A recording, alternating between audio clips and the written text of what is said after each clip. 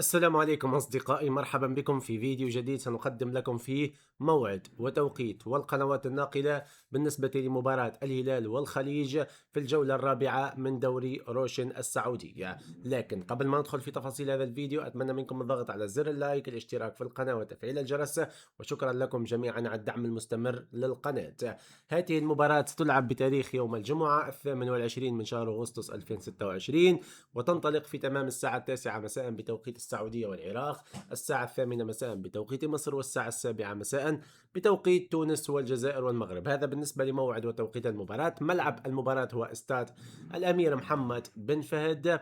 وطبعا بالنسبة للقنوات الناقلة فإن المواجهة ستكون منقولة عبر تطبيق ثمانية المجاني، بالإضافة إلى شبكة قنوات ثمانية المجانية على العربسات، والغير موجودة أصبحت على النايسات. لذلك يعني النايسات خلاص يعني التغى التردد، فقط على العربسات تنقل هذه المباراة على التلفزيون. هذا كان كل شيء في الفيديو، نتمنى تكونوا استفدتوا. ملتقانا إن شاء الله في مواعيد رياضية قادمة. شكرا لكم والسلام عليكم.